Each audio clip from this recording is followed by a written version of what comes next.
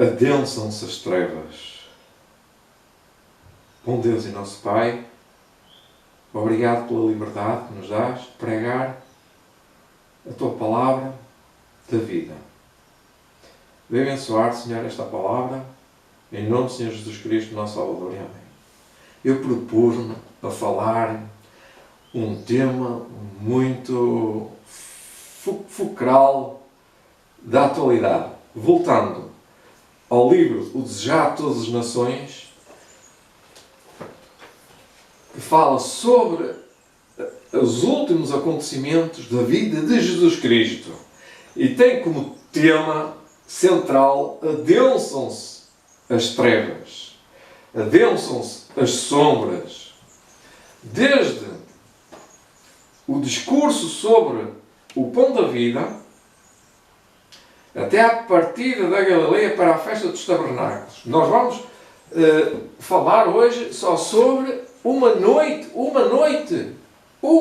parte do dia, que é a parte da tarde da noite que aconteceu.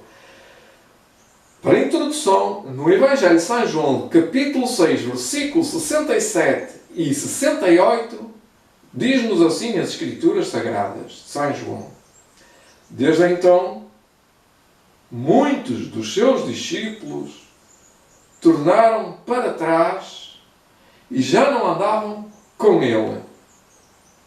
Então disse Jesus aos 12: quereis vós também retirar-vos? São João capítulo 6, versículos 66 e 67. Porquê é que este acontecimento, porquê é que estas palavras surgiram? Sentado na relvosa planície ao crepúsculo de uma tarde de primavera, Jesus comeu o pão do alimento que Cristo provera, todos eles. As palavras por eles ouvidas naquele dia soaram-lhe aos ouvidos como a voz de Deus. As obras de cura que presenciaram eram tais que só o poder divino as poderia realizar. Mas o milagre dos pães tocou a todos daquela vasta multidão. Todos participaram de seus benefícios. Nos dias de Moisés, Deus alimentara Israel com o maná no deserto. E quem era este que os alimentara naquele dia, senão aquele de quem Moisés tinha profetizado? Poder algum humano poderia criar de 5 pães de cevada e 2 peixinhos alimento bastante para saciar milhares de criaturas famintas, e disseram uns para os outros: este é verdadeiramente o profeta que deveria vir ao mundo. Durante todo o dia, essa convicção se robustecera. Aquele ato que tudo coroou é a afirmação de que o longamente esperado libertador se achava entre eles. As esperanças do povo vão subindo de ponto, a tal ponto, que até este é aquele que há de tornar a Judeia um paraíso terrestre, uma terra que mana leite e mel, pensavam eles. Pode satisfazer todo o desejo. Olha, pode derribar o poder dos habitantes dos odiados romanos. Pode libertar Judá e Jerusalém. Pode curar os soldados feridos em combate, na batalha. Abastecer os exércitos inteiros de alimento. Vai suprindo o alimento, de alimento e de armas. Conquistar as nações ao redor e dar a Israel o domínio longamente ambicionado.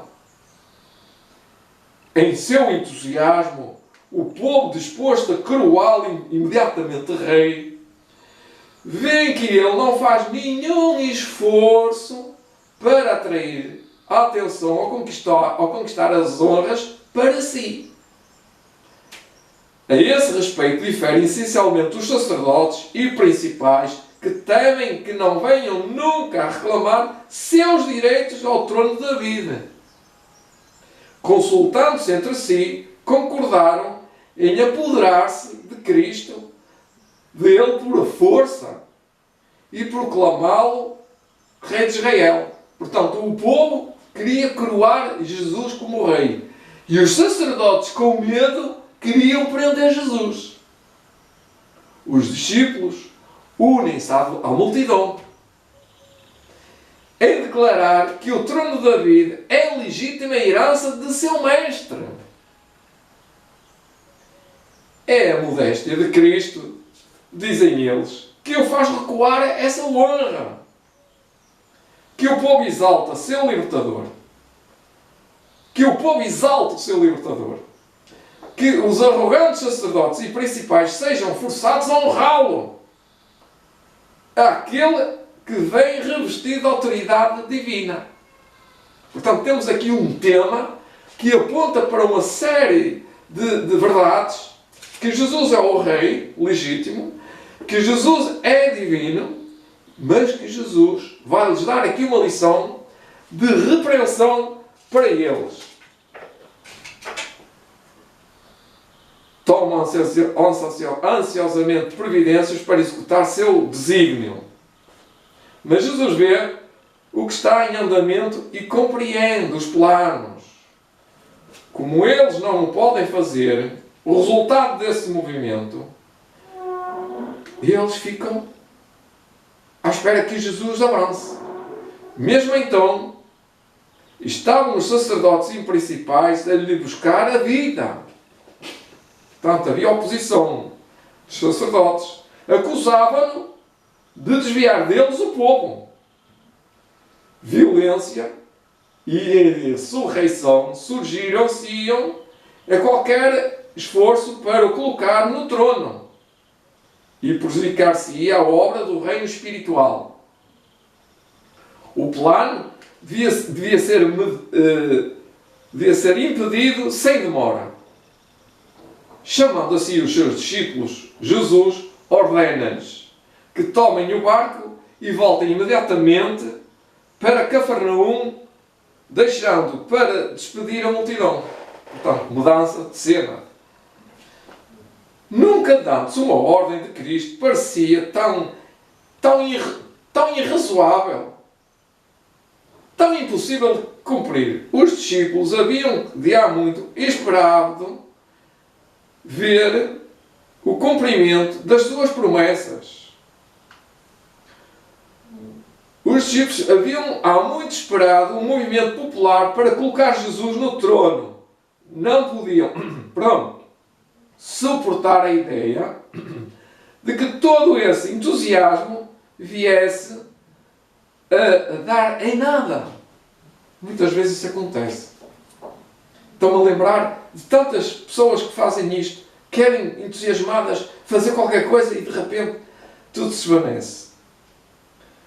As multidões que estavam congregando para assistir à Páscoa achavam-se ansiosas por ver o novo profeta. A seus seguidores, esta se afigurava a oportunidade áurea de estabelecer seu amado mestre no trono de Israel. No ardor dessa nova ambição, duro lhes era afastar-se e deixarem Jesus sozinho naquela desolada praia. Protestaram contra essa medida, mas Jesus falou então com uma autoridade que nunca antes assumiria para com eles. Sabiam que seria inútil qualquer oposição da sua parte. E silenciosamente dirigiram-se para o mar. Cristo manda à massa, ao povo, que se disperse. E tão incisiva é a sua maneira que não lhes ousa desobedecer. As palavras de exaltação e louvor morrem-lhe nos lábios.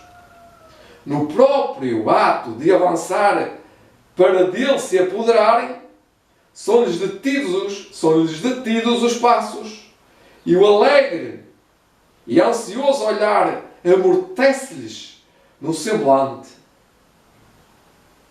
Há naquela multidão homens de espírito vigoroso e firme determinação. O régio porte de Jesus, porém, e suas breves e serenas palavras de ordem, aquietam o tumulto, frustrando-lhe os desígnios. Nele reconhecem poder superior a toda a terra, a toda a terrena autoridade, e sem uma réplica de palavra ou de gestos, submetem-se-lhe. As pessoas se rendem a Jesus. Vejam lá, estou a pensar o modo espetacular, maravilhoso deste grande rei que estava disposto a tudo só porque nos amou. Reparem o que é que diz a seguir no último parágrafo que eu vou ler, que sublinhei esta manhã, que nunca tinha reparado neste pensamento de amor divino. Quando a sós, Jesus subiu a um monte para orar à parte. Durante horas, continuou a suplicar perante Deus.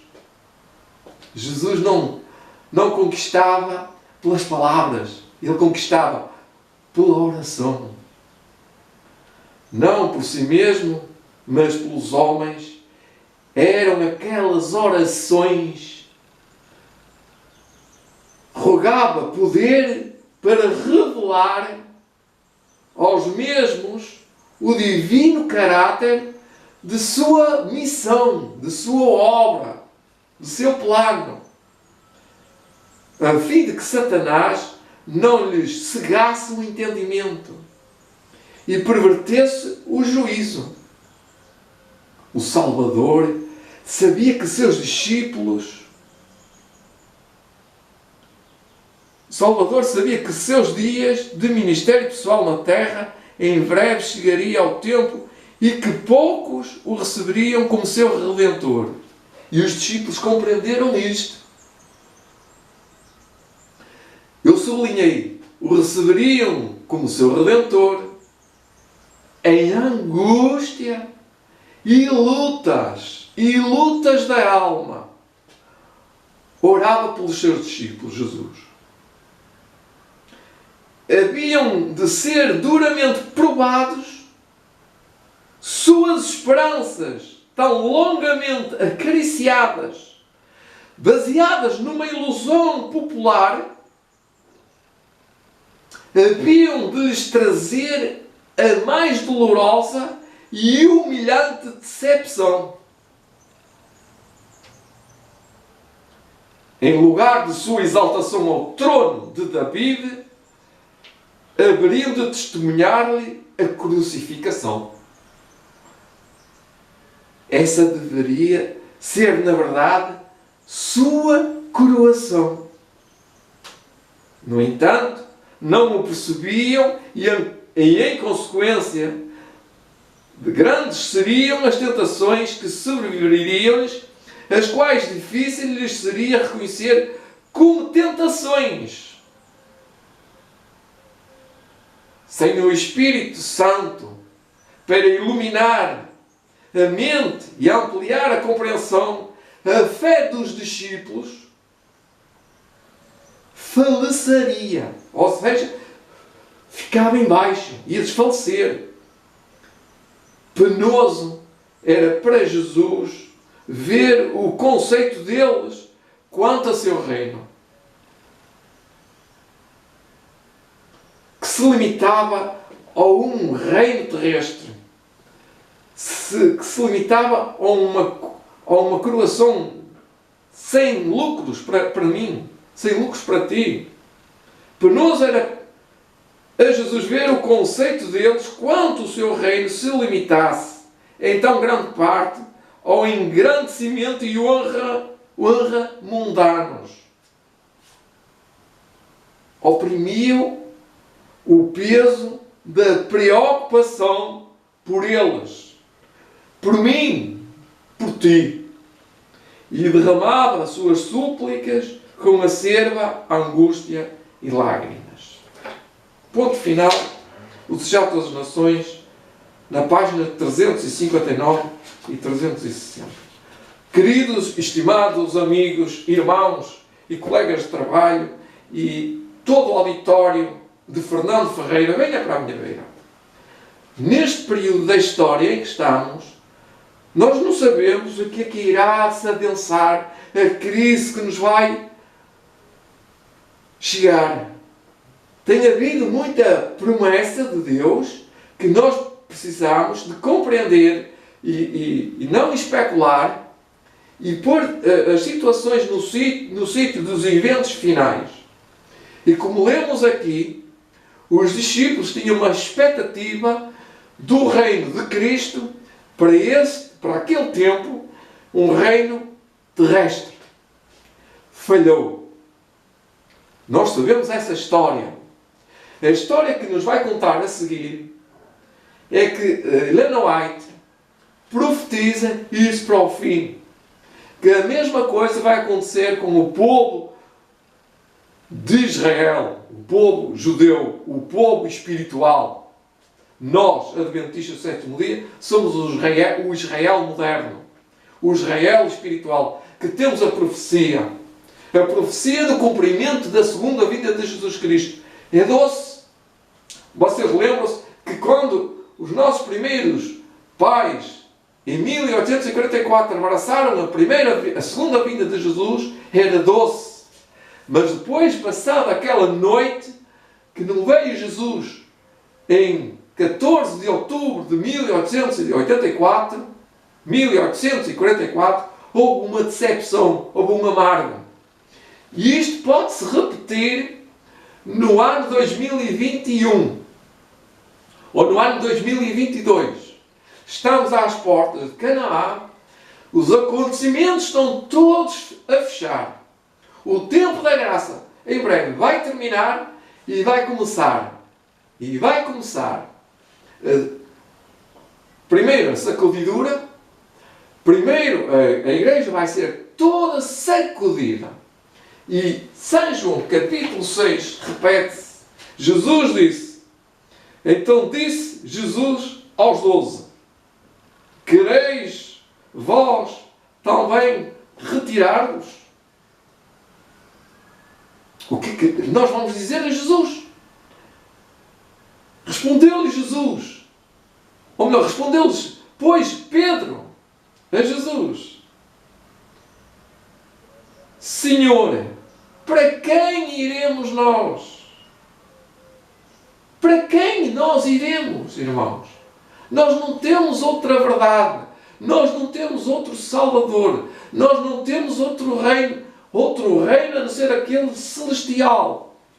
Nós temos um reino eterno à nossa espera. Não nos acreditemos em promessas. Não nos acreditemos em esperanças deste mundo, de curas, de milagres, de promessas irrisórias, de promessas de toda a ordem, de valor, muitas vezes, de valor, de glória, de fartura, de saúde, de educação, de família. As esperanças podem ser frustradas.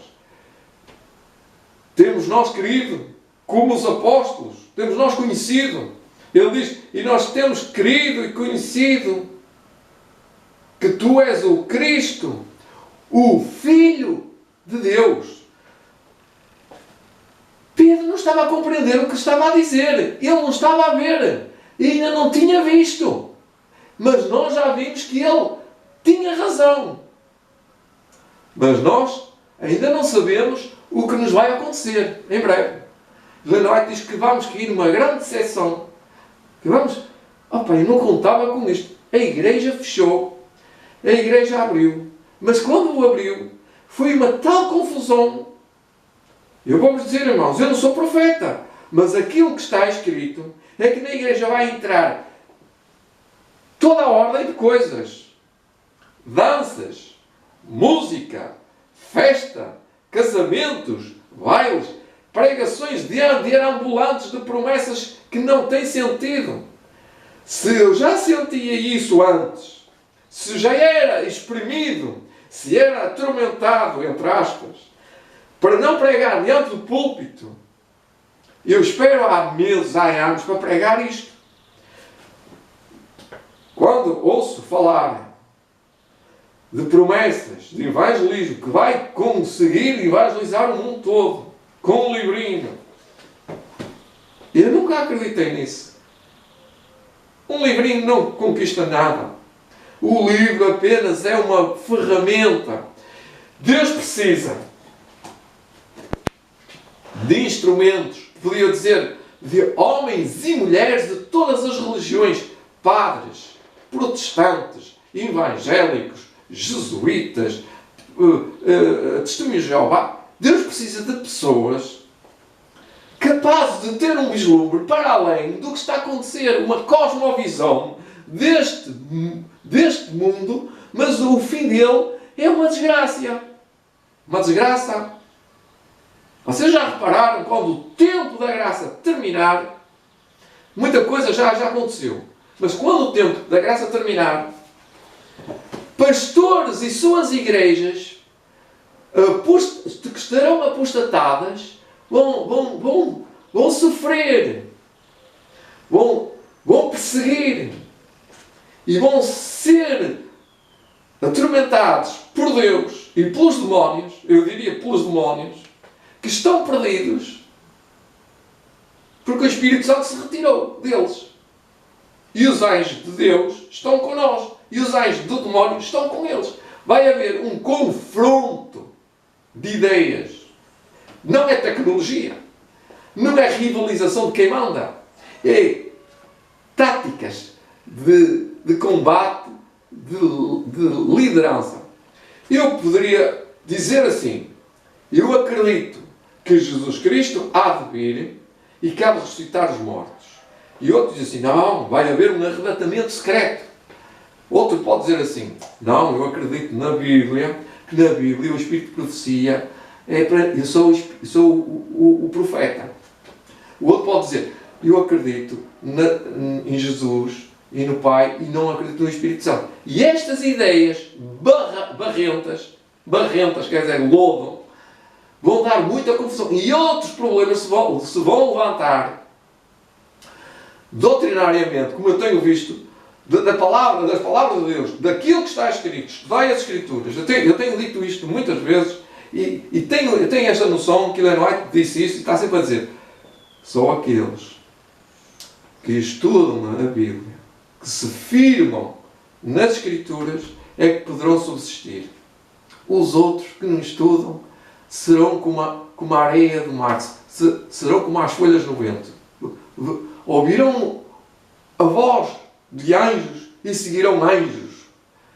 A apostasia será tão grande, que o homem da iniquidade que aparecer, que é Lúcifer, que há de aparecer a formar uma confederação que é Jesus, a dizer que tem a esperança, que tem as palavras, que tem os decretos, que tem o domingo, que tem tudo preparado para a igreja vencer, e eles vão dizer: olha, é Jesus. Vejam só a grande seção que eles vão cair. Irmãos, estai firmes. Cristo é o Filho de Deus e não mudou e não vai mudar. Estudem, agarrem-se. Eu vou continuar logo lendo ou estudando e vou estar em oração ali. Que Deus nos abençoe. Bom Deus e nosso Pai, obrigado, agradeço-te, louvando-te por esta hora, a hora de poder. Que nós possamos reconciliar-nos contigo. Possamos reconciliar este povo deste mundo contigo. São bilhões e bilhões de pessoas que estão na decisão, no vale da decisão, Senhor. Ajuda-os pelo teu poder nesta hora, com esta meditação e tantas outras que já fiz e estou fazendo. E todos os homens e obreiros que estejam a trabalhar em nome do Senhor Jesus Cristo, te agradeço. Amém.